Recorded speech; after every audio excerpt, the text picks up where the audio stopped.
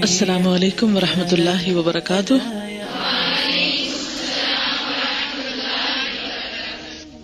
نحمده ونصلي على رسوله الكريم اما بعد فاعوذ باللہ من الشیطان الرجیم بسم اللہ الرحمن الرحیم رب اشرح لي صدری ويسر لي امری واحلل عقدۃ من لسانی یفقهوا قولی. آج تو خوب رنگ برنگ کے لباس پہنے ہوئے. کیسی گزری آپ کی عید؟ اچھا یہ بتائیے کہ عید آنے پہ آپ خوش ہوئے تھے؟ الحمدللہ. بہت نارمل لوگ ہیں پھر تو آپ. کچھ ایسے لوگ بھی ہوتے ہیں جن کو عید کے آنے کی ذرا خوشی نہیں ہوتی. وہ رمضان کے جانے پر اتنا اداس ہوتے ہیں کہ وہ عید کی خوشی منا نہیں سکتے. کچھ اور لوگ ہوتے ہیں جن کی زندگی میں قریب ہی کوئی غم، کوئی حادثہ، کوئی پریشانی، کوئی تکلیف گزری ہوتی ہے، وہ بھی عید نہیں منایا کرتے.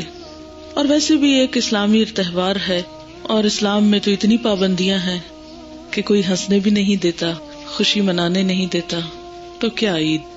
کچھ لوگ کہتے ہیں عید کا دن بڑا ہی بور دن ہوتا ہے، ہم تو سو کے گزارتے ہیں، رمضان کی تھکاوٹ دور کرتے ہیں. تو ایسے میں کیا کرنا چاہیے؟ عید کیسے منانی چاہیے؟ اور عید پر ہمارے جذبات، احساسات، ہمارے انداز، ہمارے لباس، ہمارا طور طریقہ، ہمارا شغل، ہماری ایکٹیویٹی، ہمارا معاملہ کیسا ہونا چاہیے؟ ابھی میں نے عمومی طور پر ایک تبصرہ کیا ہے جو مختلف گروپس کا ہوتا ہے. ایک اتنا دینی روحانی گروپ ہے ہمارے مسلمانوں کے اندر، وہ رمضان میں روحانیت کے ایسے مقام پہ پہنچتا ہے کہ عید کے دن نیچے آنا مشکل ہوتا ہے. کچھ دنیا میں اتنے آگے جا چکے ہیں کہ ان کو عید کی نماز بھی بھاری لگتی ہے، یا عید کے دن نماز اور عبادت کا تصور وہ بڑا مشکل لگتا ہے. اور ویسے بھی ہم خوشی کے موقع پر نماز پڑھیں یہ تو ہمارے کلچر میں نہیں. شادیاں اس پہ گواہ ہیں. جس کی شادی ہوتی ہے وہ بھی، اور جو اس کی شادی پہ آئے ہوتے ہیں وہ بھی ایسے ایسے کپڑوں اور ایسے ایسے لباس میں ہوتے ہیں کہ نماز پڑھنا مشکل ہوتی ہے. تو ہم مسلمانوں کی عید کیسی ہونی چاہیے اور ایک اعتدال والا رویہ کیا ہو سکتا ہے، اور اس معاملے میں کون کون سی بے اعتدالیاں ہیں جن سے بچنے کی ضرورت ہے؟ تو آئیے مل جل کے اس پہ گفتگو کرتے ہیں عید ملن پارٹی پر. جی فرمائیے.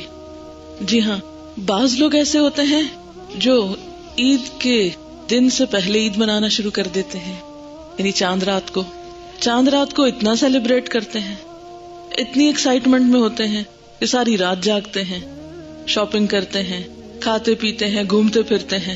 نتیجہ کیا ہوتا ہے؟ عید کی صبح کو بری طرح تھک چکے ہوتے ہیں، لہٰذا وہ بھی عید نہیں منا سکتے، کیونکہ اب نیند چھوڑ کر اٹھیں گے چڑچڑاپن پیدا ہوگا، بدمزگی ہوگی، تو وہ دن بھر پھر سو کر گزارتے ہیں. بعض لوگوں کا حال یہ ہوتا ہے یا معاملہ یہ ہوتا ہے کہ وہ پورا رمضان تو بہت نیکی اور تقویٰ کا ثبوت دیتے ہیں، حجاب کر لیں گے، اسکارف اوڑھ لیں گے، نمازوں کی پابندی کریں گے، اور بالکل ایک اور مخلوق نظر آئیں گے. جو ہی عید کا دن آئے گا تو ایسے ایسے ویسٹرن کلوتھس پہنیں گے یا ایسے کپڑے پہنیں گے کہ پہچانے نہیں جائیں گے. بعض لوگ اور خصوصاً خواتین عید کے دن عید کچن میں گزارتی ہیں، سارا دن کوکنگ کرتی ہیں، مہمانوں کو سرو کرتے ہیں، اور کچن میں نئے کپڑے پہن کے تو کام نہیں ہوتا، اس لیے پھر وہ شام جب ہو جاتی ہے یا آفٹرنون ہو جاتی ہے تو کہتے ہیں اب کیا فائدہ نئے کپڑے پہننے کا. بعض لوگوں کو دیکھا گیا وہ سلوا بھی لیتے ہیں، استری بھی کرتے ہیں، تیار بھی کرتے ہیں، لٹکاتے بھی ہیں، لیکن پہننے کی نوبت نہیں آتی. بعض لوگ خصوصاً خواتین عید کی نماز اس سے گریز کرتی ہیں، کیا کہہ کے کہ یہ کون سی فرض ہے اور عورتوں کو تو نکلنا نہیں چاہیے. تو جب کوئی صبح اٹھ کر سامنے امنگ ہی نہیں ہوتی، کسی خاص چیز کا کوئی احساس ہی نہیں ہوتا، نماز کے لیے نہیں جاتے، تو پھر وہ دن ایک عام دنوں کی طرح ہو جاتا ہے. بعض لوگوں سے مراد آپ ہی لوگ ہیں، یعنی میں جب بعض لوگ کہہ رہی ہوں تو میں اس کلاس روم سے باہر نہیں بات کر رہی، اس سے مراد اپنی ہی بات ہے، لیکن بعض اس لیے کہ میں سب کو تو بلیم نہیں کروں گی کہ سب اس حال میں نہیں ہوتے. بعض لوگ نیکی اور تقویٰ کے ایسے ایسے معیار قائم کرتے ہیں، اتنی ہائی ہوپس رکھتے ہیں کہ جو ان کے بس میں نہیں ہوتی پوری کر سکیں یا وہ پوری ہو سکیں. پھر کیا نتیجہ ہوتا ہے کہ جب وہ پوری نہیں ہوتی تو ایک شرمندگی ہوتی ہے، ایک گلٹ ہوتی ہے، ایک ندامت اور پشیمانی ہوتی ہے، لہذا اس میں وہ عید کے دن خوش نہیں ہو سکتے. ہم نے اپنے بعض لوکل یا غیر مذہبی تہوار ان کو اتنی زیادہ اہمیت دے دی ہے، مثلا بسنت ہے یا ویلنٹائنز ڈے ہے یا بعض کچھ اور ایام، اب تو بے شمار دن بن گئے ہیں، مدرس ڈے ہے، فادرز ڈے ہے، معلوم نہیں کس کس کا ڈے ہے، اسی طرح کرسمس ہے، دیوالی ہے، ہولی ہے، بہت کچھ آ گیا، بہت کچھ برآمد کر لیا ہم نے. ان سب کو ہم نے اتنی اہمیت دے دی ہے، ان سب پر ہمارا اتنا فوکس ہو گیا ہے اور اتنی زیادہ کمرشلی ہم ان کو سیلیبریٹ کرنے لگے ہیں کہ ان کے مقابلے میں عید بالکل ہی ایک روکھی پھیکی سی چیز لگتی ہے. اب بعض اوقات یہ بھی ہوتا ہے کہ آپ لوگ نئے نئے دین کی طرف آتے ہیں، قرآن پاک پڑھتے ہیں، سوچ بدلتی ہے، انداز بدلتے ہیں، رویے بدلتے ہیں، تو پھر خوشی منانے کے طریقے نہیں بعض اوقات پتہ چلتے. اس میں ایک اور کنفیوژن ہو جاتی ہے، پتہ نہیں ہنس سکتے ہیں کہ نہیں، کس حد تک نیا کپڑا بنا سکتے ہیں، کتنا پہن سکتے، کتنا کھا سکتے ہیں.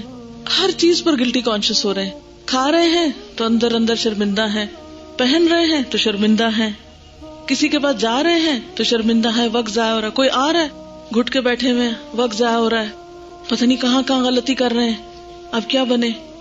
وہ کھل کے خوشی منا ہی نہیں سکتے کیونکہ پتہ ہی نہیں ہوتا کہ اب ہماری لمٹس کیا ہیں. رمضان کے روزے اللہ نے فرض کیے تاکہ تقویٰ پیدا ہو. اب عموماً ہمارے ذہن میں تقویٰ کا تصور یہ ہے کم کھائیں، کم بولیں، کم ہنسیں وغیرہ وغیرہ. ان چیزوں کو ہم بہت زیادہ پھر اہمیت دینے لگتے ہیں.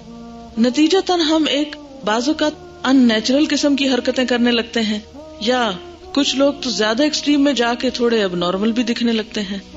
سب ہنس رہے ہیں، وہ رو رہے ہیں، سب اکٹھے بیٹھے وہ تنہائی میں جا کے تسبیح پڑھ رہے ہیں. نہ ان کو کسی کے آنے کی پرواہ، نہ جانے کی، نہ خوش ہونے کی، نہ خوش کرنے کی، کیونکہ انہوں نے مہینہ بھر میں جو تقویٰ حاصل کیا ہے اب اس کا اظہار کس دن کریں گے اگر عید کے دن نہ کیا. میں اصل میں انشاءاللہ اسی پر آ رہی ہوں کہ ہمیں کیا کرنا ہے، ٹھیک ہے نا. یہ صرف برین سٹارمنگ تھوڑی سی کر رہی ہوں کہ ہم سب مختلف رویوں کو سوچیں. جتنی بھی پاسبل سچویشنز ہمیں نظر آتی ہیں یا پیش آتی ہیں ان سب کو تھوڑا کھنگالیں، جائزہ لیں. جو ان میں سے درست ہے ان کو باقی رکھیں، جو درست نہیں ہے اسے ہم چھوڑ دیں اور ہم اعتدال پہ آ جائیں. ٹھیک ہے، انشاءاللہ اسی پہ آ رہی ہوں. صرف چند سچویشنز کا جائزہ لینا. بعض اوقات ایسا بھی ہوتا ہے کہ ہم عید مناتے ہیں تو عید بچوں کی عید سمجھتے ہیں اور پوری طرح بچوں پہ فوکس کرتے ہیں. ان کو مہندی بھی لگائیں گے، ان کو چوڑیاں بھی پہنائیں گے، ان کو کپڑے بھی پہنائیں گے. اگر بچے کہیں گے اماں آپ بھی پہنے، نہیں بچوں میرا وقت گزر گیا. بچے بچے ہیں، وہ خوش ہوتے ہیں آپس میں، لیکن بچوں کی خوشی بھی اس وقت خوشی ہوتی ہے جب اماں بھی اچھے کپڑے پہنے ہوئے ہو. وہ زیادہ انجوائے کریں گے کیونکہ آپ ان کے سامنے ایک اور ماڈل پیش کر رہے ہیں اور ان کو آپ کہہ رہے ہیں کہ آپ خوشی منائیں. تو وہ کیسے پوری طرح خوش ہو سکتے ہیں؟ وہ ایک ایکسائٹمنٹ میں ہوں گے. اب دوسری بات یہ کہ بچوں کو اچھا لباس پہنا کر اور ان کو عیدی دے کر اور ان کو بالکل ایک ایکسائٹمنٹ کی حالت میں پھر نماز کے لیے کہیں تو ایک اور مشکل، یہ ایک الگ ایشو. بعض لوگ سارا دن ٹیلی ویژن کی کمپنی میں عید گزارتے ہیں اور وہ سمجھتے ہیں کہ عید سیلیبریشن صرف دوسروں کی ہنسانے پر ہنسنا یا ان کے ساتھ چلنا، انسانوں سے رابطے کی بجائے اسکرین سے رابطہ، تو ایک مشینی قسم کی عید ہو جاتی ہے. اور اگر مرضی کا پروگرام نہ آئے تو پھر اور بور ہوتے ہیں. کچھ بچیوں کو پردے کی وجہ سے مسئلہ ہوا کہ اب زینت کے کپڑے پہن کر نامحرم رشتہ داروں کے سامنے کیسے جائیں، یا خود کسی کے گھر جائیں تو وہاں اب کپڑے پہنے یا برقع پہنے، یا کیا کریں اور کیا نہ کریں، اس کشمکش میں وقت گزرا. ایک اور مشکل یہ ہوتی ہے کہ اگر عید کے قریب یا عید کے آس پاس یا عید سے کچھ پہلے خاندان میں کوئی ڈیتھ ہو جائے یا کوئی ایسے واقعات اس سے ایسوسیٹ کیے ہوئے ہوں، ان کی یاد بھی ضروری ہوتی ہے اور ان کی یاد قدرتی طور پر آ جاتی ہے اور پھر اس سے بھی ہم دکھ محسوس کرتے ہیں. بسا اوقات وہ کیفیت دوسروں کے علم میں نہیں ہوتی. کچھ خاندانوں میں یہ رواج ہے کہ اگر کوئی فوت ہو جائے تو وہ عید مناتے ہی نہیں ہیں. تو ایسے میں پھر کیا کیا جائے؟ اعتدال کہاں ہے؟ بعض اوقات ایسا بھی ہوتا ہے کہ ہم دین کی طرف آتے ہیں اور ہمارے گھر والے یا رشتہ دار یا خاندان والے دین کو اس طرح نہیں سمجھ رہے ہوتے. ان کے ہاں چاند رات کا مفہوم کچھ اور ہے، آپ کے ہاں چاند رات کا مفہوم کچھ اور ہے. ایسے میں بھی بعض اوقات بدمزگیاں ہو جاتی ہیں. تو پھر کیا کرنا چاہیے؟ یہ ایک اور مسئلہ بیان کر رہی ہیں کہ بسا اوقات اللہ کی خاطر عید کے موقع پر، خوشی کے موقع پر آپ اپنے روٹھے ہوئے یا بعض اوقات دور رہنے والے یا جن سے کبھی کبھار ملاقات ہوتی ہے ان رشتہ داروں کے پاس چلے جاتے ہیں عید کی خوشیوں میں ان کے ساتھ شریک ہونے کے لیے، انہیں اپنے ساتھ شریک کرنے کے لیے، تو اس دن اس موقع پر بسا اوقات ناراضگی کی باتیں شروع ہو جاتی ہیں، گلے شکوے شروع ہو جاتے ہیں، پچھلی باتیں دہرائی جانے لگتی ہیں. تو آپ ایک اور مقصد لے کر گئے تھے کہ خوش ہوں گے مل کر یا انہیں خوش کریں گے، لیکن جواباً مزید بدمزہ ہو کر لوٹے، کیونکہ سارا دن تو پچھلی غلط فہمیاں ہی دھونے اور دور کرنے میں گزر گیا. کچھ خوشی کے اسباب ہوتے ہیں جو ہمارے ذاتی پیدا کردہ ہوتے ہیں یا دنیاوی اعتبار سے ہوتے ہیں، اور یہ سبب ایک ایسا ہے جو اللہ کی طرف سے ہے. تو ہم اپنے ذاتی اسباب یا اپنے ذاتی مواقع پر تو خوب خوشی مناتے ہیں، لیکن جو خوشی اللہ تعالیٰ ہمیں دیتے ہیں اس کا وہ حق ادا نہیں کرتے. تو چلیے آئیے دیکھتے ہیں کہ پھر ہمیں کیا کرنا چاہیے. بعض جگہوں پر یہ رواج ہے کہ وہ عید کی رات کو قبرستان جاتے ہیں یا عید کے دن تعزیت کے لیے آتے ہیں. یعنی مثلاً 6 مہینے پہلے ڈیتھ ہوئی ہے بیوہ کے پاس، یا جس کا کوئی رشتہ دار فوت ہوا ہے، سارے کے سارے ان کے گھر آ کر عید کے دن تعزیت دوبارہ شروع کر دیتے ہیں. اب پھر وہ عید کا دن نہیں رہتا، وہ بالکل ایک اور غم اور ایک دکھ اور ایک اور طرح کی یادوں میں گزرتا ہے. تو ایسے موقع پر کرنا کیا چاہیے؟ دین کا حکم کیا ہے؟ ہماری لمٹس کیا ہے؟ مجھے اور آپ کو عملی طور پر کیا طریقے اختیار کرنے ہیں کہ ہم انسانوں کے حقوق بھی صحیح طور پر ادا کریں اور اللہ تعالیٰ کا حق بھی ادا کریں؟ اعتدال کا راستہ کیا ہے؟ سب سے پہلے تو میرا سوال آپ سے یہ ہے کہ کیا قرآن پاک میں عید منانے کا کوئی کانسیپٹ موجود ہے؟ آپ سورۃ البقرہ 2 پارہ روزے کے احکامات کھولیے ذرا، میں آپ کو بتاتی ہوں کہاں ہے عید کی بات. قرآن پاک میں اللہ سبحانہ وتعالیٰ نے رمضان کے بارے میں یا روزے کے بارے میں ارشاد فرمایا، یا ایھا الذین آمنوا کتب علیکم الصیام کما کتب علی الذین من قبلکم لعلکم تتقون. اے لوگو جو ایمان لائے ہو، تم پر روزے فرض کیے گئے جیسا کہ تم سے پہلے لوگوں پہ فرض کیے گئے تھے تاکہ تم بچ جاؤ. اسی لیے اللہ تعالیٰ نے ہمیں سارا دن بھوکے پیاسے رہنے کا حکم دیا، اپنے جذبات پہ کنٹرول کرنے کا حکم دیا، جو دوسری جگہوں سے پتہ چلتا ہے. پھر اس کے بعد ساتھ ہی فرمایا ایام معدودات، گنتی کے چند دن. ہاں ان دنوں میں بھی فمن کان منکم مریضا او علی سفر فعدۃ من ایام اخر، اگر کوئی بیمار ہے یا سفر پر ہے تو دوسرے دنوں سے گنتی پوری کر لے. یعنی سال بھر میں رمضان کے 29 یا 30 دن جو بھی بنے وہ رمضان کے اندر، اور بیماری اور سفر کی صورت میں رمضان کے بعد بھی اتنے دن کی گنتی پوری کرے. کوئی بھی وجہ ہو روزہ چھوڑنے کی، لیکن جب صحت ہو، موقع ملے تو گنتی پوری کرنا ضروری ہے. اور جن لوگوں کو ہمت نہیں، یعنی یطیقونہ کے 4 تفسیریں بتائی گئی تھی نا آپ کو اگر یاد ہو تو، اس میں ایک لا یطیقونہ بھی آتا ہے.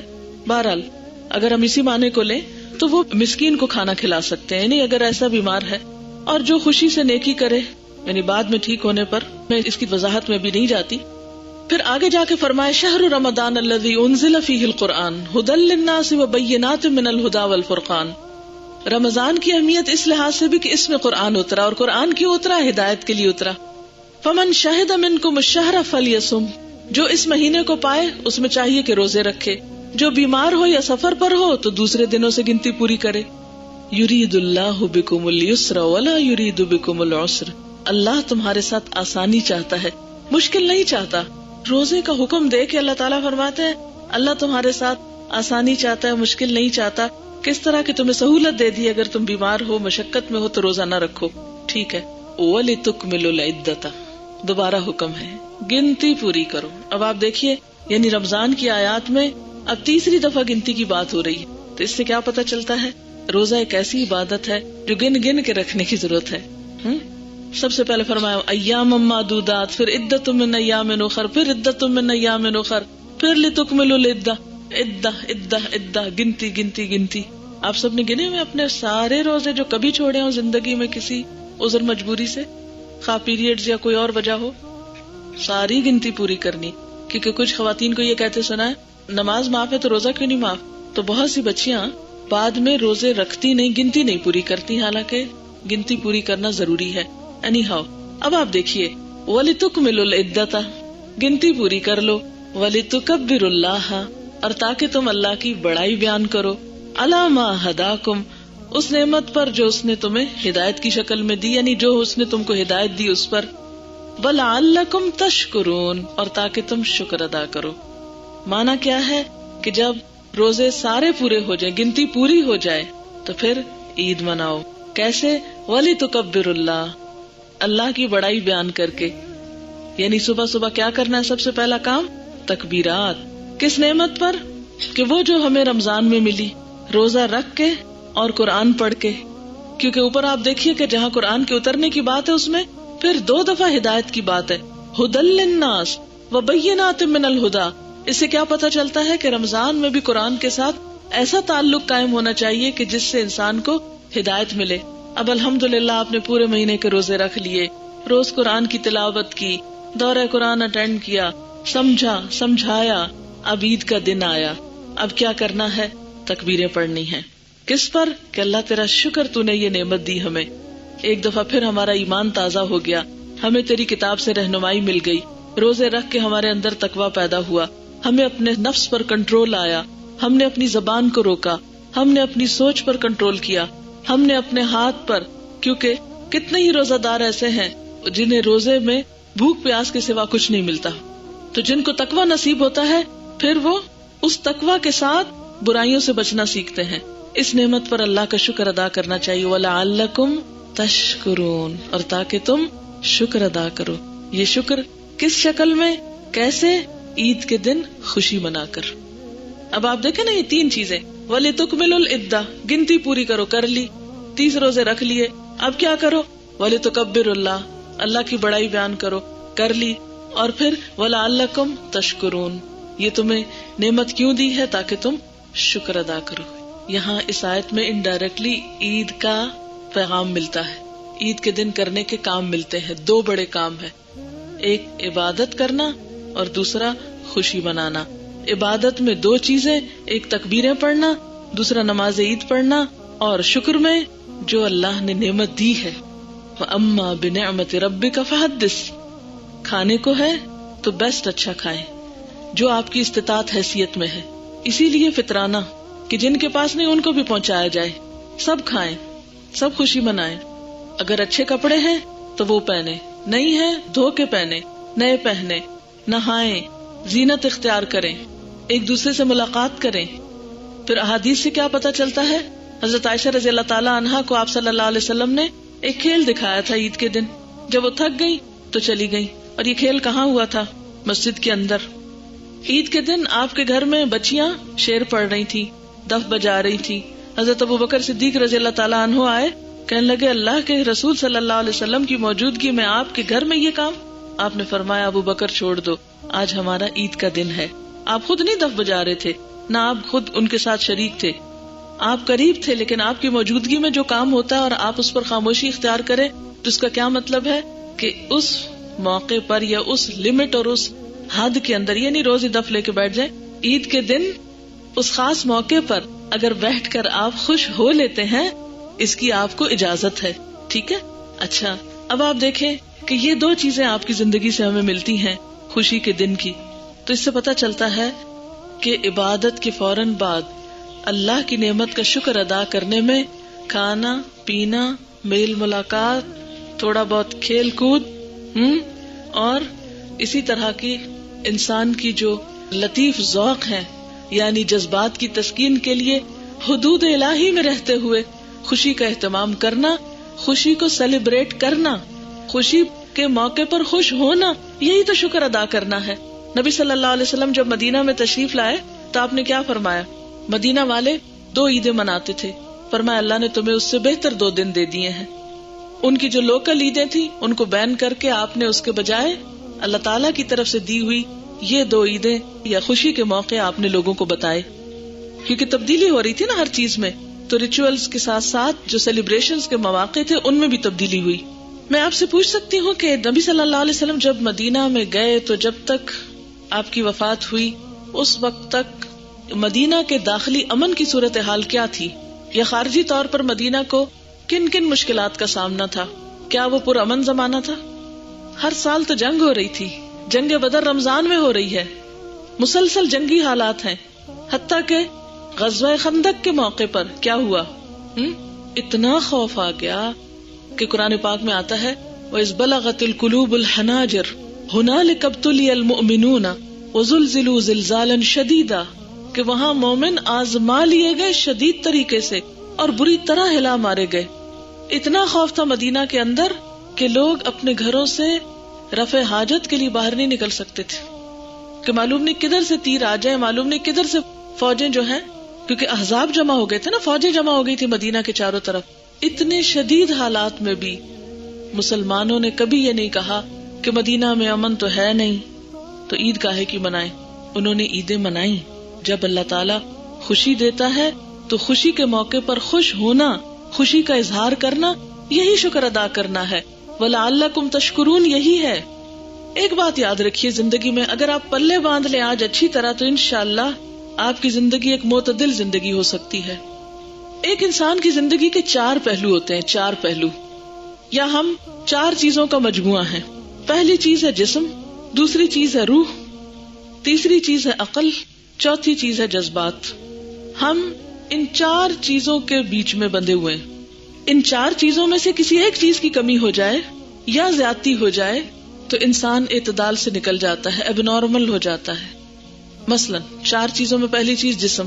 اگر آپ کے پاس جسم ہی نہیں تو آپ کہاں کھڑے، یا آپ کا جسم صحت مند ہی نہیں تو آپ کا کیا حال ہوگا، یا آپ جسم کے تقاضے بھول گئے ہیں تو آپ عبادت بھی نہیں کر سکیں گے. مثلا آپ کھانا ہی چھوڑ دیں، اللہ کی حلال کی چیزوں کو حرام کر دیں. جیسے کہ ایک موقع پر کچھ صحابہ آئے تھے نا اور انہوں نے کہا تھا کہ ہم گوشت نہیں کھائیں گے، ہم گھی نہیں کھائیں گے، ہم روزے پہ روزے رکھیں گے. تو آپ صلی اللہ علیہ وسلم نے کیا فرمایا؟ آپ سخت ناراض ہوئے اور آپ نے فرمایا میں گوشت بھی کھاتا ہوں، گھی بھی کھاتا ہوں، اور بھی آپ نے اپنی باقی روٹین بتائی. اسی طرح جسم کو ضرورت ہے ایکسرسائز کی، نیند کی. اگر آپ سوئے ہی نہیں، جاگے چلے جائیں، جاگ سکتے ہیں ایک حد کے بعد؟ نہیں. اور اگر آپ سوئے چلے جائیں تو کیا ہوگا؟ پھر بھی بیمار پڑ جائیں گے. تو جسم کو صحت مند رکھنا، ان لجسدک علیک حق، یہ فرائض میں شامل ہے، یہ عبادت ہے. اگر آپ اس کا حق نہیں دیں گے تو آپ باقی کام بھی نہیں کر سکیں گے. دوسری چیز ہے ہماری روح. ہم صرف جسم سے نہیں مل کے بنے کہ ہم ہڈیاں اور گوشت پوست ہوں، نہیں، ہماری روح ہے. روح کی تسکین روح سے ہوتی ہے. اس کے لیے ہمیں اللہ نے دین دیا ہے، ایمان جیسی دولت عطا کی ہے جس کے بغیر روح کی تسکین ہو نہیں سکتی، جس میں خالق کی پہچان ہے، اس کتاب سے تعلق ہے، نماز ہے، روزہ ہے، حج ہے، زکوٰۃ ہے. یہ سارے ریچولز جو ہیں یہ دراصل ہماری روح کو سیراب کرنے کے لیے ہیں بنیادی طور پر. اس کے اور بھی بہت فائدے، صرف ایک نہیں، لیکن یہ ہماری روحانی غذا ہے. قرآن پاک کی تلاوت کیا ہے؟ جسم کی غذا یا روح کی غذا؟ روح کی غذا، لیکن اس کے اثرات جسم پر بھی پڑتے ہیں. جیسے جسم تھکا ہوا تو اثرات روح پہ پڑیں گے، ایسے روح تھکی ہوئی ہو تو اثرات جسم پہ بھی پڑتے ہیں. تو ہمیں اپنے روح کو بھی زندہ کرنا ہے، روحانی طور پر بھی زندہ رہنا ہے. اگر ہم روح کے تقاضے بھول جائیں گے، نہ قرآن پڑھیں گے، نہ نماز پڑھیں گے، نہ ایمان، نہ اللہ کی محبت، نہ کچھ، تو ہم کبھی بھی پرسکون نہیں رہ سکتے، ہماری زندگی میں خوشی آ ہی نہیں سکتی. اچھا، اس میں بھی اعتدال. اب یہ نہیں کہ آپ روح کے تقاضے اتنے پورے کرنا شروع کر دیں کہ جسم اگنور ہو جائے، جذبات ختم ہو جائیں، یا عقل مختل ہو جائے. مختل کا مطلب ہوتا ہے یعنی انسان پاگل ہو جائے، خلل آ جائے اس میں. اچھا، اب تیسری چیز آپ دیکھیں، اور وہ کیا ہے؟ عقل. عقل کی نشو نما، یا عقل کا خیال رکھنا، یا عقل کو جلا دینا، یا عقل کو استعمال کرنا، یہ بھی بے حد ضروری ہے. اور اس کے لیے علم حاصل کرنا، دین کے علاوہ دنیا کا بھی، یعنی وہ تمام طریقے جو انسان کی عقل میں یا صلاحیت میں اضافہ کرتے ہیں، اس کو سوچنا سکھاتے ہیں، اس کو بات کرنا سکھاتے ہیں، اس کے اندر حکمت آتی ہے، لوگوں سے ڈیلنگ کرنا آتی ہے. اس کے لیے آپ کو اچھی کمپنی کی ضرورت ہوتی ہے، اچھی کتابوں کی ضرورت ہوتی ہے. یہ ساری چیزیں آپ کی عقل کی پرورش کرتی ہیں، یہ بھی بے حد ضروری ہے. لیکن اس میں پھر اعتدال ضروری ہے. یہ نہیں کہ آپ بالکل چٹے ان پڑھ ہوں، آپ کی عقل کام ہی نہ کرے، آپ بے عقل ہوں. یا یہ ہے کہ آپ اتنا پڑھیں کہ ہر وقت کتابوں میں ہی گم رہیں اور ہر وقت فلسفیانہ باتیں کیا کریں، ارسطو اور افلاطون کو پیچھے چھوڑ جائیں، اتنے بڑے حکیم حکما بن جائیں. یہ بھی درست نہیں.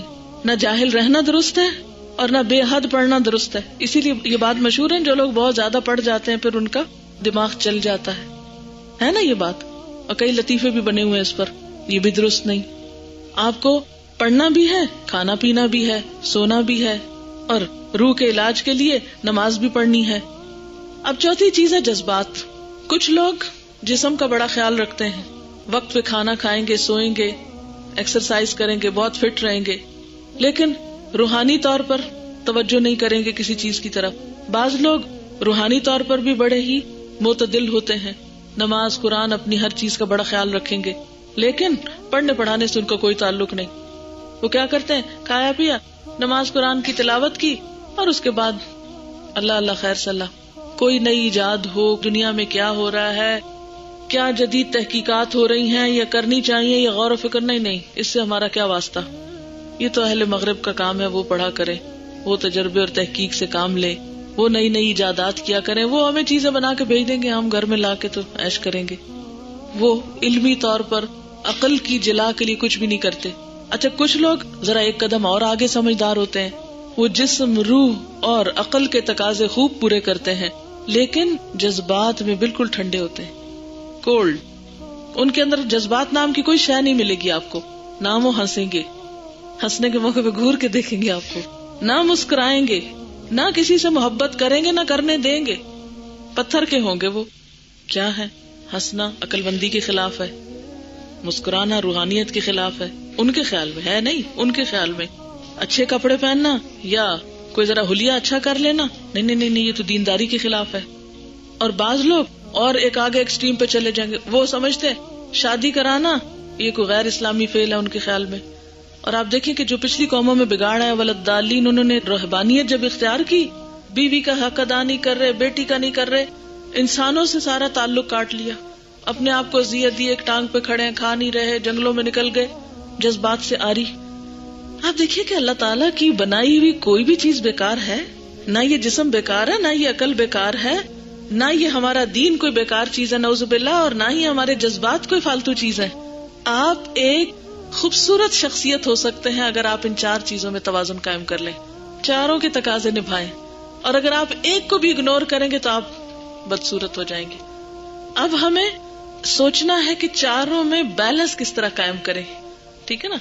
مثلاً آپ کے لیول پہ میں سوچتی ہوں، صبح اٹھے، نماز پڑھی، روح کا تقاضا پورا کیا، واک کی، ایکسرسائز کی، ناشتہ کیا، جسم کا تقاضا پورا ہوا، پڑھنے آئے، عقل کا تقاضا پورا ہوا، گھر گئے، جو آپ میں سے شادی شدہ ہیں، بچے ہیں، شوہر ہیں، رشتہ دار ہیں، اگر نہیں بھی تو جو لوگ یہاں ہاسٹل میں بھی رہتے ہیں وہ بھی گھر میں خط لکھ رہے ہیں، یا ان کے ساتھ کوئی تعلق ہے، یا پھر دوست ہیں آپس میں. یعنی جذبات صرف رشتہ داروں کے ساتھ تو نہیں ہوتے، دوستوں کے ساتھ انسان کی ایک جذباتی اٹیچمنٹ ہوتی ہے نا. پھر اس کے بعد آپ دوبارہ بیچ بیچ میں نمازوں کی طرف لوٹ رہے ہیں. اب کیا آپ کر رہے ہیں؟ آپ کا اعتدال کیا ہے کہ نہ تو آپ سونا ختم کریں، نہ کھانا ختم کر دیں، نہ ہی پڑھنا لکھنا چھوڑیں، نہ ہی اپنے رشتوں کو بھولیں. مجھے بتائیے کہ اللہ کے رسول صلی اللہ علیہ وسلم سے بڑھ کر کسی کی نمازیں لمبی تھی؟ کوئی ہم میں سے آپ جیسے تہجد پڑھتا ہے؟ کوئی بھی نہیں پڑھتا. آپ کی ایک ایک رکعت اتنی لمبی ہوتی تھی کہ آپ کے پاؤں سوج جاتے تھے. ایک ایک رکوع آپ کا اتنا طویل ہوتا تھا کہ شاید دوسروں میں سکت نہ ہو. کتنے طویل سجدے ہوتے تھے آپ کے. آپ اللہ کے خوف سے کتنا روتے تھے. روحانیت کی پیک پر تھے، کوئی آپ سے آگے نہیں تھا روحانی طور پر. لیکن آپ کے اپنے ازواج مطہرات کے ساتھ کیسے تعلقات تھے؟ کیا آپ نے ان میں سے کسی کا حق بھولا؟ کبھی آپ نے کہا اپنی کسی بیوی کو، نہیں میں تمہارے پاس نہیں آؤں گا، تم سے بات نہیں کروں گی کہ میں بہت روحانی انسان ہوں؟ آج دنیا میں روحانیت کا تصور کیا ہے؟ عورت کو چھوڑ دو. آپ صلی اللہ علیہ وسلم نے کیا فرمایا؟ تمہاری دنیا کی چیزوں میں سے دو چیزیں مجھے بہت محبوب ہیں یا میرے لیے محبوب کر دی گئی، خوشبو اور عورت. لیکن نعوذ باللہ کوئی ناجائز یا حرام یا کسی قسم کا کوئی ایسا تعلق سوچ ہی نہیں سکتے آپ. سب حلال کے دائرے کے اندر. آپ نے 25 سال کی عمر میں شادی کی 40 سال کی عورت سے اور اس کے ساتھ نبھایا. کتنا اعتدال ہوگا آپ کے جذبات میں. ایک میچور خاتون کے ساتھ، یعنی ایک چھوٹی لڑکی کے ساتھ گزارا کرنا اور ہر ایک میچور خاتون کے ساتھ گزارا کرنا انتہا درجے کے جذبات کا اعتدال بتاتا ہے. پھر اس کے بعد ایک دوسری ایکسٹریم کی حضرت عائشہ رضی اللہ تعالیٰ عنہا کی عمر کتنی چھوٹی ہے. آپ کی عمر اس وقت بڑی ہے لیکن آپ ان کو بھی کتنا خوش رکھتے ہیں. پھر اللہ تعالیٰ نے بہت سی مصلحتوں کی جس کا اس وقت ذکر کرنے کی ضرورت نہیں، اس کی وجہ سے عام لوگوں کو اگر 4 شادیوں کی اجازت ہے تو وہاں آپ کے حرم میں اللہ کے حکم سے، اور اس کی کئی وجوہات ہیں جو قرآن پاک میں آپ جو سورۃ الاحزاب پڑھ چکے ہیں وہ جان چکے ہیں، اور جو نہیں پڑھ چکے وہ کوئی بدگمانی دل میں نہ لائے، وہ آگے جا کے پڑھیں گے انشاءاللہ.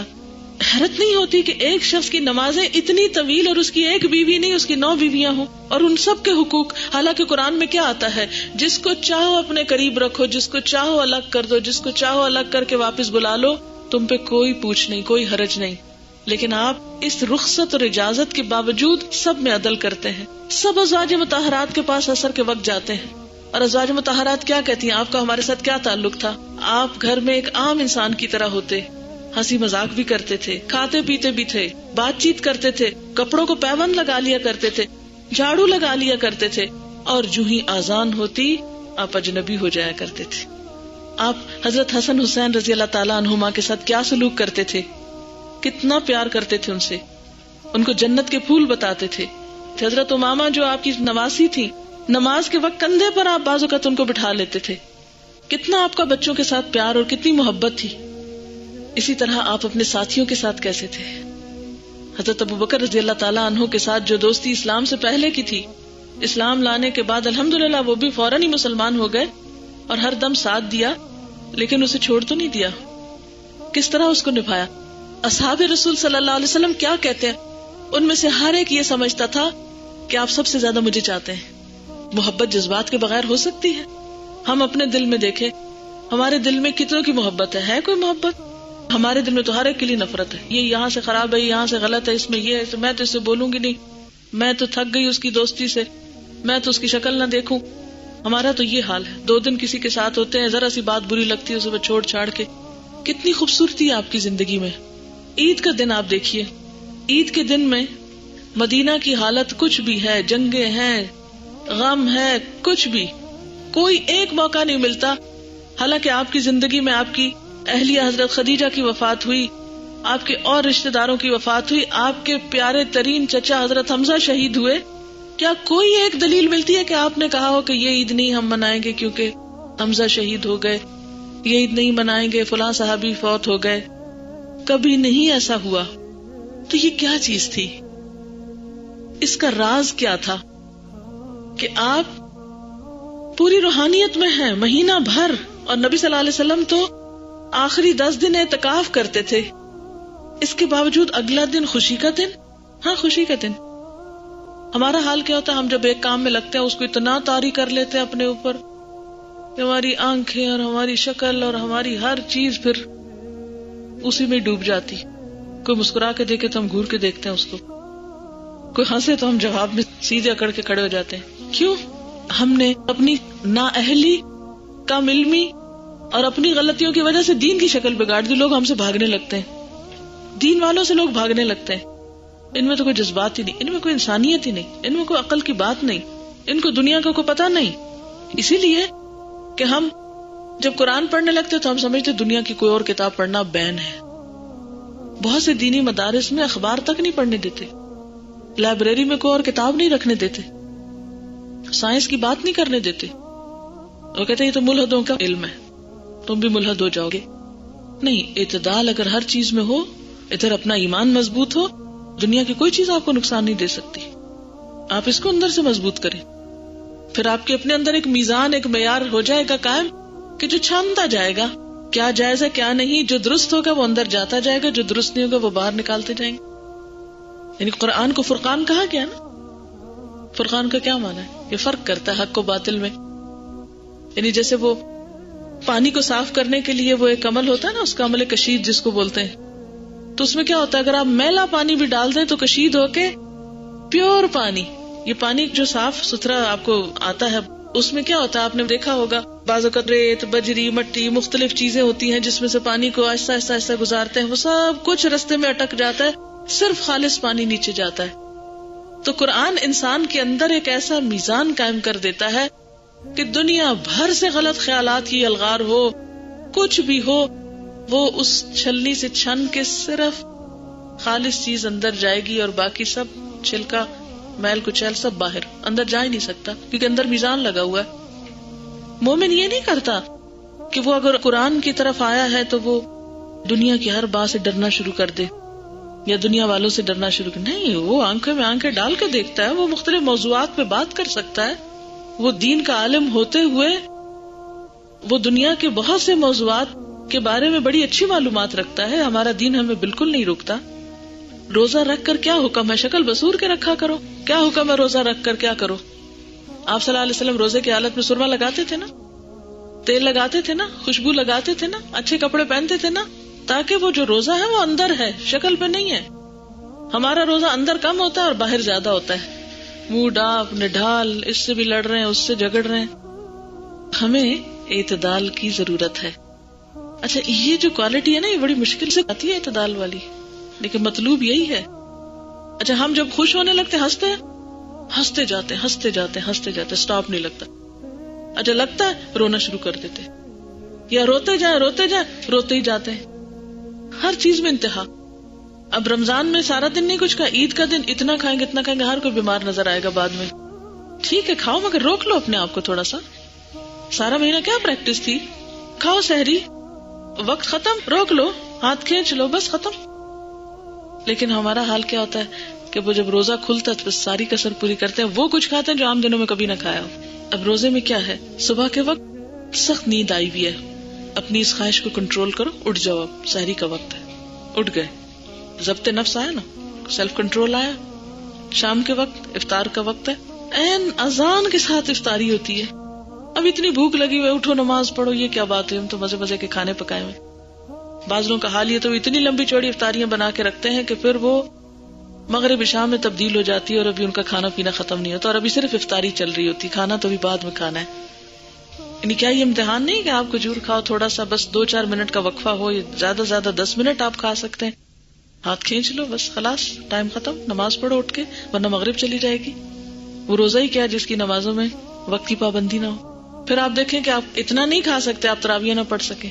اچھا جب تراویح پڑھ لیتے ہیں نا اور کھا پی لیتے ہیں، پھر ہم اتنے فریش ہوتے ہیں ہمارا سونے کو دل نہیں چاہتا، پھر اب دل چاہتا ہے گپ شپ لگائیں. پھر اس کو کیا ہوتا ہے، نہیں اب سو تاکہ صبح اٹھو. تو ہمارا دین دراصل کیا ہے، ہمیں ہر وقت متحرک رکھنے کے لیے. تقویٰ اصل میں ہے کیا، تقویٰ ہے شعور کا اعلیٰ ترین مقام. جاگتے رہو، سو کے بھی جاگو.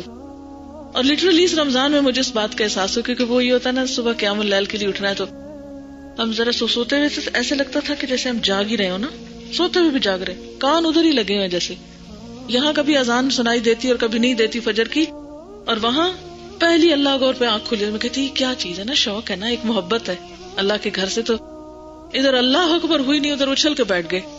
تو اگر وہاں ہو سکتا ہے تو اور جگہوں پہ بھی ہونا چاہیے نا. لیکن پھر ہماری روح کمزور ہو جاتی ہے، پھر ہم سستی میں پڑ جاتے ہیں. تو ہمیں ان 4 چیزوں میں توازن رکھنا ہے، ٹھیک ہے، حد سے نہیں بڑھنا. کیونکہ اگر ایک میں حد سے بڑھے نا تو دوسرا لازماً متاثر ہو جائے گا. ہو نہیں سکتا پھر کہ دوسرا متاثر نہ ہو. اب آپ بتائیے کیسے، توازن کیسے؟ جی ہاں، سنت رسول صلی اللہ علیہ وسلم پر عمل کریں گے. سب سے پہلا کام، نمبر 1، آسمانی ٹائم ٹیبل فالو کریں، نمازیں وقت پر. یہ جو 5 نمازیں ہیں نا، یہ دراصل 5 ایک طرح سے پلرز ہیں جو آپ کو بیلنس کرنے کے لیے صبح شام رات کے ایک حصے میں، غروب سے پہلے، غروب کے بعد، زوال کے بعد، وہ آپ کو کیا کرتے ہیں، آپ کو بیلنس کرتے ہیں. ایک آفاقی ٹائم ٹیبل ہے آپ کے پاس، باقی چیزیں ان کے ساتھ جوڑ لیں. اب نماز سے پہلے یا بعد کہیں روحانی تقاضا پورا ہو رہا ہے، کہیں جذباتی ہو رہا ہے، کہیں جسمانی ہو رہا ہے، کہیں عقل کا ہو رہا ہے. پھر یہ ضرور ہوتا ہے کہ زندگی کے مختلف جو سٹیجز ہوتی ہیں نا، ان میں انسان کی مختلف حالتیں ہوتی ہیں. کبھی وہ ایک کام ذرا زیادہ کر رہا ہوتا ہے دوسرا کام. مثلاً ایک بچہ ہے، چھوٹا بچہ، ابھی اس کے روحانی تقاضے کوئی نہیں ہے، اس کو صرف کھانے پینے سے مطلب ہے. کیوں؟ اس لیے کہ اس کے جسم کو بڑھنا چاہیے نا.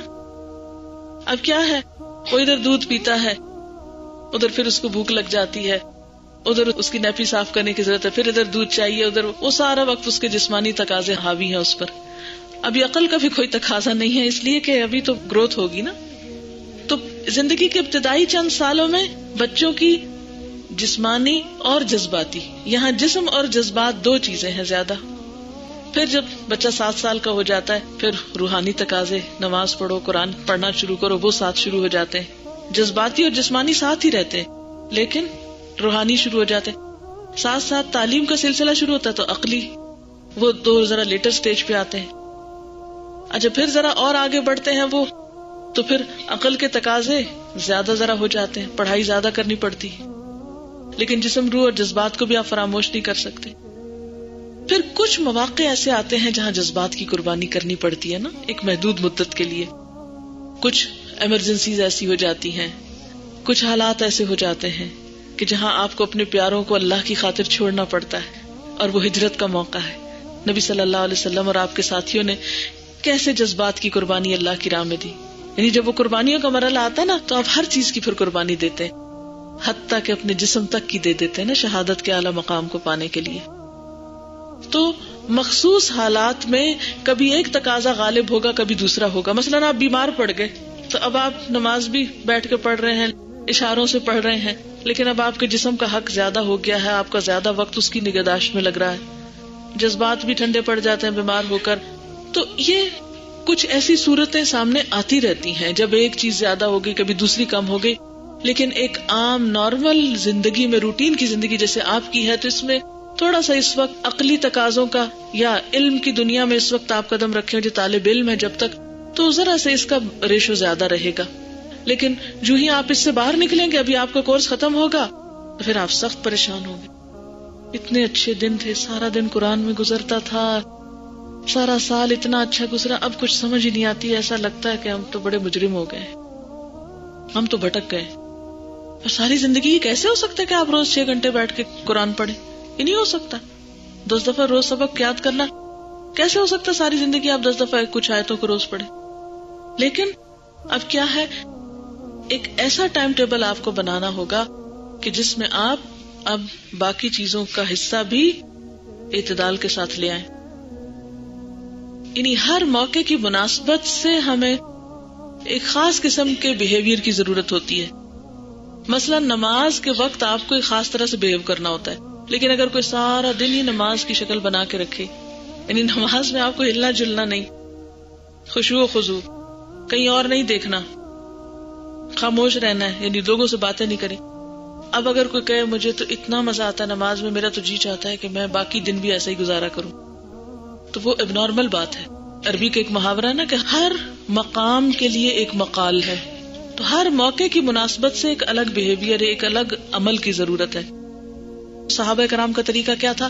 نماز کی حالت میں دنیا و مافیا سے بے خبر ہو جاتے تھے، سب کچھ بھول جاتے تھے. لیکن یہ نہیں کہ پھر وہ ہمیشہ کے لیے بھول گئے اور واپس ہی نہ لوٹے. مسجد میں گئے تو وہیں کے ہو گئے، گھر میں سوئے تو وہیں کے ہو گئے، نہیں. پھر آپ دیکھیے کہ اب شادی کا موقع ہے تو اس موقع پر ایک اور مخصوص لباس ہوگا. اب اس موقع پر انسان کے نہیں تو میں تو کالا ہی کپڑا پہنوں گا یا حد سے زیادہ اسراف کروں گا، یہ درست نہیں. جیسے تکلیف کے موقع پر اللہ کو یاد کرتے ہیں، اسی طرح وَلِتُكَبِّرُوا اللَّهَ، عید کے موقع پر بھی یاد کرنا ہے، اس موقع پر بھی خوش ہونا ہے. اچھا، آپ کو معلوم ہے کہ جنگ خندق کے موقع پر آپ نے پڑھا ہی ہوگا، غزوہ احزاب، جب خندق کھودی جا رہی تھی تو آپ صلی اللہ علیہ وسلم کے پیٹ پہ 2 پتھر بندھے ہوئے تھے. مدینہ میں اتنی خوف و ہراس کی حالت تھی جو نہ اس سے پہلے کبھی ہوئی اور نہ کبھی بعد میں ہوئی.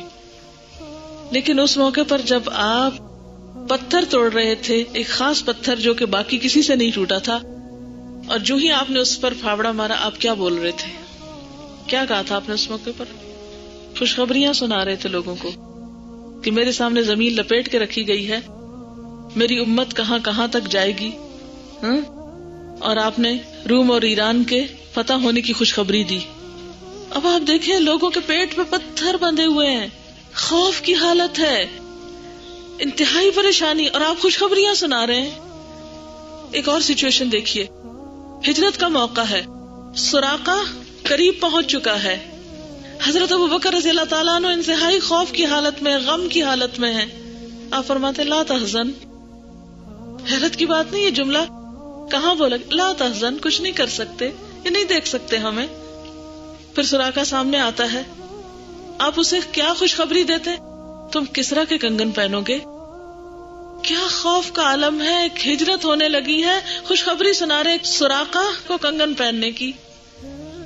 ہر موقع پر انتہائی غم، انتہائی مایوسی اور انتہائی پریشان کن صورتحال میں بھی آپ کبھی ایسے پریشان نہیں ہوئے تھے کہ آپ کوئی پازیٹیو بات نہ کریں یا آپ کوئی خوشخبری کی بات نہ کریں. ان مواقع پر بھی آپ نے خوشخبریاں سنائی لوگوں کو جب لوگ انتہائی غم کی حالت میں نڈھال تھے. جنگ بدر میں کیا ہوا، جنگ احد میں کیا ہوا، آپ کو معلوم ہے کہ اس وقت مسلمانوں پر جو حالات جو گزرے، اس کے فوراً بعد کوئی اور موقع لائیں تاریخ میں سے کہ جب انتہائی تکلیف کے موقع پر آپ خوشی یا خوشخبری کی بات کر رہے ہیں.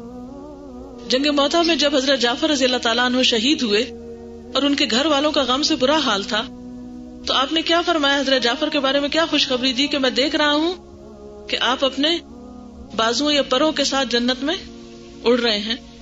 کہ انتہائی غم کے موقع پر آپ اتنی پازیٹیو, اتنی مثالی بات کرتے ہیں کہ لوگ اپنے غم بھول جاتے ہیں, ان کا دھیان کسی اور طرف چلا جاتا ہے. جب عدی بن حاتم آتے ہیں تو آپ صلی اللہ علیہ وسلم اس سے کیا کہتے ہیں؟ عدی تم آج دیکھتے ہو کہ مسلمان بھوکے ہیں, لیکن ایک دن ان کے پاس اتنا ہوگا کہ سب دینے والے ہوں گے, لینے والا کوئی نہیں ہوگا. عدی تم دیکھتے ہو کہ آج ہر جگہ میں خوف ہے, ایک وقت ایسا آئے گا کہ ہیرا سے ایک عورت چلے گی زیورات سے لدی ہوئی اور اس گھر کا طواف کرے گی اور اس کو اللہ کے سوا کسی کا خوف نہیں ہوگا. عدی آج تم دیکھتے ہو کہ مسلمان محکوم ہیں, ایک وقت آئے گا کہ مسلمان روم اور ایران پر چھا جائیں گے. کیا حال ہے مسلمانوں کا. اچھا صلح حدیبیہ کا موقع آپ دیکھیے ذرا, کتنا بڑا جذباتی قسم کا شوق لگا تھا. آپ ذرا سوچیے اپنے آپ کو عمرے پر جائیں اور آپ کو کہا جائے نہیں آپ چلیے واپس ڈیپورٹ کر دیں آپ کو وہیں سے ایئرپورٹ سے, دیکھیے کیا حال ہوتا ہے.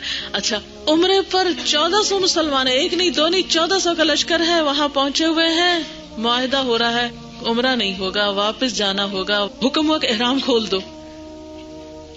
اتنے دل شکستہ ہیں مسلمان. حضرت عمر رضی اللہ تعالیٰ عنہ کا حال کیا ہے؟ اللہ کے رسول صلی اللہ علیہ وسلم کے آگے آ کے فریادیں کرتے ہیں. حضرت ابوبکر سے کہتے ہیں کیا ہم سچائی پر نہیں ہیں, کیا ہم حق پر نہیں ہیں, کیا ہمارے پاس لڑنے کی قوت نہیں ہے؟ کتنے سوال ان کے ذہن میں آتے ہیں. پھر ہم کیوں اس پستی میں واپس ہیں, کیوں ہم اس ذلت کے ساتھ جائیں, ہم کیوں یہ معاہدہ قبول کر لیں؟ یعنی اس سے پہلے اور بعد میں کبھی حضرت عمر رضی اللہ تعالیٰ عنہ کے اوپر ایسی کیفیت نہیں گزری تھی. اور بالکل بھاری قدم دل شکستہ مسلمان واپس جا رہے ہیں, اور اللہ سبحانہ وتعالیٰ فرماتے انا فتحنا لک فتحا مبینا. اور پھر آپ دیکھیے کہ صرف یہ نہیں کہا انا فتحنا لک فتحا مبینا, ذرا آپ پڑھتے جائیے لیغفر لک اللہ ما تقدم من ذنبک وما تأخر ویتم نعمتہ علیک ویہدیک صراطا مستقیما وینصرک اللہ نصرا عزیزا لیدخل المؤمنین والمؤمنات جنات تجری من تحتها الانہار خالدین فیہا ویکفر عنہم سیئاتہم ویعذب المنافقین والمنافقات. کیا کیا خوشخبریاں. یعنی ایک چیز ان کی مرضی کے خلاف ہوئی اور اس کے بعد پے در پے کتنی عنایتیں, اتنا بڑا مقام آپ کو ملا. یتم نعمتہ یہدیک صراطا مستقیما ینصرک اللہ نصرا عزیزا. یہ معمولی باتیں ہیں, یہ معمولی خوشخبریاں ہیں. یعنی یہاں سے اس طرح دل شکستہ واپس جا رہے ہیں اور فیوچر کی اتنی بڑی ہوپ دلائی جا رہی ہے کہ سب آپ کی مرضی کا ہو جائے گا. اچھا ہماری زندگی میں ایک چیز مرضی کے خلاف ہو جائے نا, ہم اتنے مایوسی کے گڑھے میں جا کر ہم کسی کو درس میں بلائیں کوئی نہیں ہے, یہ کام نہیں سنے گی, یہاں کوئی خیر نہیں ہونی. کسی درس والے کو کوئی غلط کام کرتے دیکھ, کہا نہیں تھا کوئی فائدہ نہیں درس کرنے کا. دیکھو 2-2 سال پڑھ کے بھی ان لڑکیوں کے حال, انتہائی مایوس ہو جائے. سارے کام اور سارے پروگرام کو ہم بیکار سمجھتے ہیں. ہم لوگ بہت الٹے چل رہے ہیں اور اس کی بنیادی وجہ یہ کہ دین کی روح نہیں پائی. ریچول اوپر سے لے لیے, ایک خاص قسم کی شکل بنا لینا, ایک خاص قسم کا لباس پہن لینا, ایک خاص قسم کی حرکتیں کرنا اور اب نارمل ہو کے معاشرے میں پھرنا, یہ تو دینداری نہیں ہے.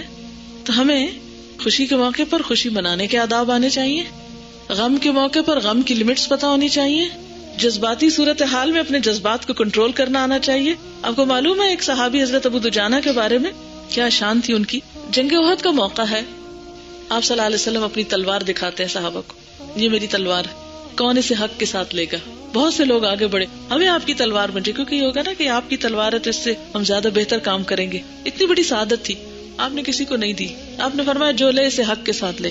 اتنے میں حضرت ابو دجانہ جو بہت سمجھدار لگتے ہیں مجھے, کہتے ہیں اللہ کے رسول صلی اللہ علیہ وسلم آپ بتائیے اس کا حق ہے کیا کرنا ہوگا. آپ فرماتے ہیں کہ اس کے ساتھ تم دشمنوں کو مارو گے حتیٰ کہ یہ ٹیڑھی ہو جائے, یعنی آخری دم تک اس سے کام لینا نا. وہ کہتا ہے اللہ کے رسول صلی اللہ علیہ وسلم میں اسے حق کے ساتھ لیتا ہوں, آپ مجھے دیجیے, میں اس سے وہی کام لوں گا جو آپ چاہتے ہیں, یعنی دشمن کی طاقت ختم کرنا.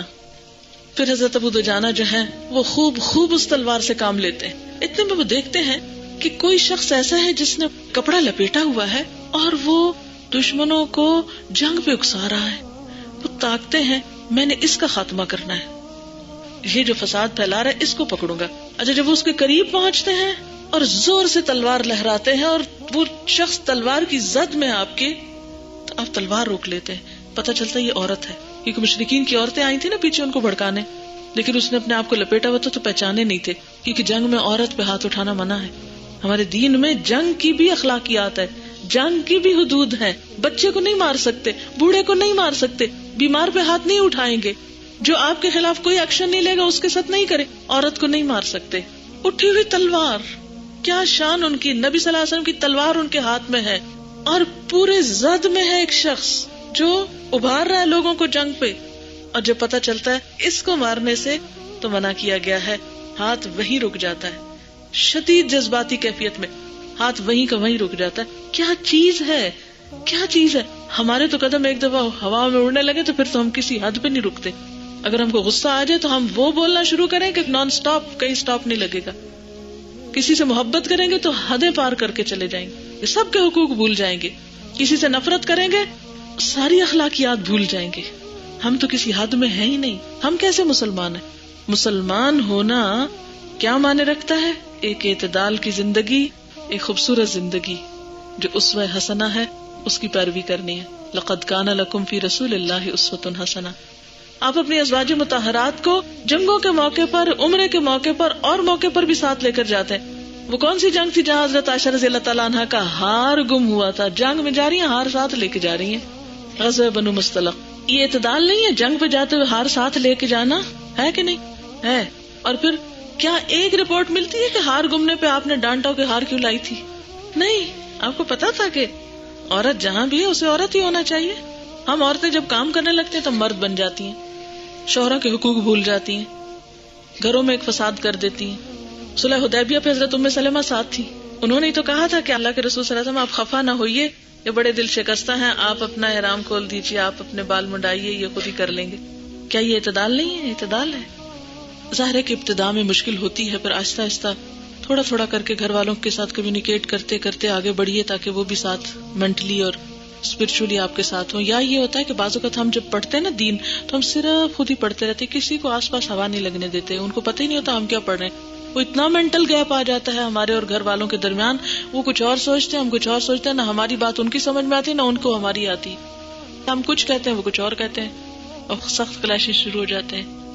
یہ ایک ناپسندیدہ صورتحال ہو جاتی ہے. ایسی صورت میں بہتر تو یہ کہ جب آپ پڑھنا شروع کریں تو جو آپ پڑھیں ساتھ ساتھ گھر والوں کو شریک کریں. اب ہوگا کہ پھر انشاءاللہ آپ کو عید کے دن مشکل پیش نہیں آئے گی. جب تک عید آئے گی تو آہستہ آہستہ وہ بھی اس میں تیار ہو جائیں گے مینٹلی.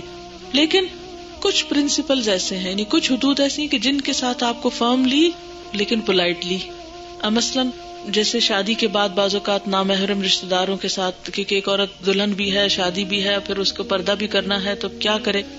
یا آپ کسی ایسی جگہ پر ہیں کہ جہاں پر کوئی مکس گیدرنگ ہے یا کچھ، تو اب آپ کیا کریں. اب آپ کبھی حجاب اتار رہے ہیں، کبھی لے رہے ہیں، نہ ادھر کے ہیں نہ ادھر کے ہیں، ان کے لیے بھی تماشا ہے، ان کو بھی مذاق اڑا رہے ہیں. وہ کہتے ہیں چند دن کی بات ہے ٹھیک ہو جائے گی، وہ کہتے ہیں بہت ریجڈ ہو گئی ہے، ایکسٹریمسٹ ہو گئی ہے. عجیب کھچڑی پک گئی اور آپ کو خود پتہ نہیں کہ آپ ادھر گریں گے یا ادھر گریں گے. تو ایسی صورت میں ایک اصول تو اپنی زندگی کا یہ رکھیے کہ جو بھی کام کریں گریجولی کریں. ایسے ایکشنز نہ لیں کہ جس سے ایک نفرت کی فضا یا ایک خوف کی اور ایک بدگمانی کی فضا گھر میں پیدا ہو جائے. سلولی اینڈ گریجولی اور حکمت کے ساتھ. اس دفعہ میں اپنے کراچی کے اسٹوڈنٹس کو ایک ٹارگٹ دے کے گئی تھی کہ ایک دعا آپ کثرت سے ضرور مانگے، رب ہب لی حکمن والحقنی بالصالحین. اللہ ہمیں حکمت سکھا، حکمت عطا کر دے. حکمت کیا ہوتی ہے؟ رائٹ ٹائم پہ رائٹ ڈیسیژن لینا کسی بھی کام کو کرنے کا. کیونکہ کوئی استاد، کوئی کتاب، کوئی بھی آپ کو یہ نہیں بتا سکتا بلیک اینڈ وائٹ میں کہ اس دن اس وقت میں آپ یوں کر لینا. وہ آپ ہی بہتر سمجھتے ہیں. آپ کو خود ہی ایک ڈیسیژن لینا ہے. اللہ کی حدود جان کے پھر آپ اپنے اندر ایک فرقان پیدا کریں اور پھر حکمت کے ساتھ آپ چلیں، قدم بقدم دوسروں کو سمجھاتے ہوئے. کبھی عقل سے بات کی، کبھی جذبات سے کام لیا. کبھی دیکھیں نا جیسے گھر والوں کو بھی ساتھ لینا ہوتا ہے تو اس میں کبھی ان کو دلیل دی، کبھی دلیل نہیں دی، صرف جذبات سے، محبت سے، نرمی سے، کبھی تھوڑا سختی سے، ملے جلے رویوں کے ساتھ آپ ان کو لے کے چلے تو انشاءاللہ آہستہ آہستہ سمجھ لیں گے. لیکن ایک وقت ایسا بھی، لیکن بہت ریئر، بہت کم، ایسا بھی آ جاتا ہے کہ جب شدید ری ایکشنز دوسروں کی طرف سے سامنے آتے ہیں، اس میں پھر انسان کو بہت حوصلے، صبر اور ہمت کے ساتھ اللہ کی اطاعت پر جمے رہنے کی ضرورت ہوتی ہے، کیونکہ اللہ کی نافرمانی تو بہرحال کسی کو راضی کرنے کے لیے نہیں کر سکتے. لیکن آغاز اور ابتدا ہمبلی سوچ سمجھ کے.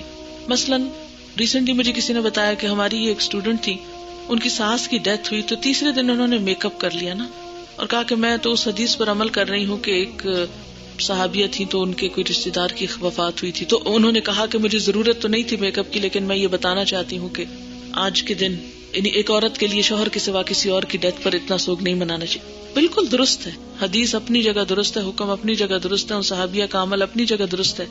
لیکن اگر آپ کو پتا ہے ابھی آپ اس گھر میں نئے نئے ہیں، اور ساس اور بہو کا تو رشتہ بھی اتنا نازک ہوتا ہے کہ اگر کوئی بہو 100% نیک نیتی کے ساتھ دین کے حکم پر عمل کرتے ہوئے تیسرے دن میک اپ کرے گی تو کوئی ایکسپٹ نہیں کرے گا.